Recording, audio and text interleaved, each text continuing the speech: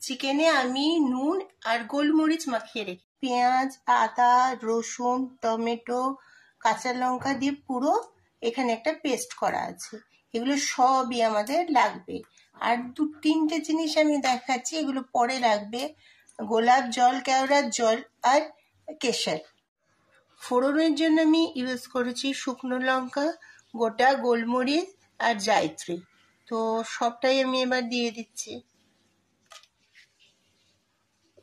হ্যাঁ, এবার গরম মশলাগুলো বাটারের সাথে দিয়ে একটুখানি ফ্রাই করে নেব, যতটুকু দরকার প্রয়োজন।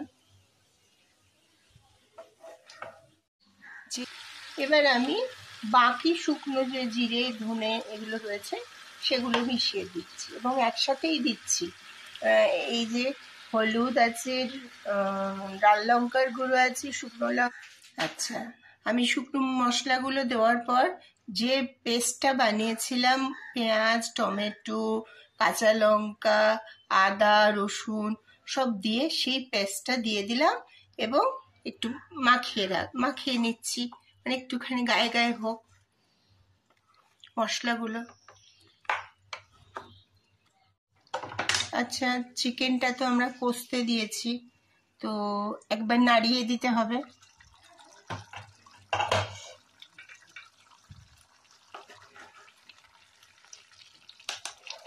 জলটা বের হয়েছে, সেই জলটাকে শুকাতেই হবে।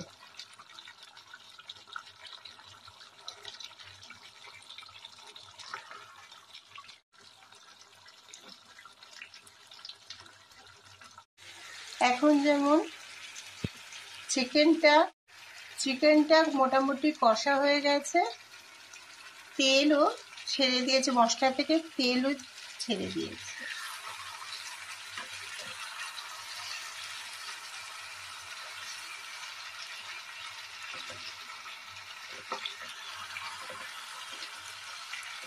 এবার আপনারা যদি একটু মানে ঝোল রাখতে চান বা খেতে চান, এর মধ্যে এবার জলটা দিয়ে যতক্ষণ চাপা দিয়েছিলাম ততক্ষণ চিকেনটা মোটামুটি পুরোই রেডি হয়ে গেছে।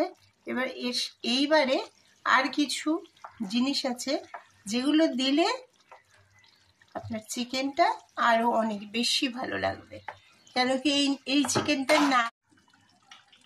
এবার 2 ফোঁটা কেওড়ার জল আর 2 ফোঁটা গোলাপ জল এবং তার সাথে শুরু করলো।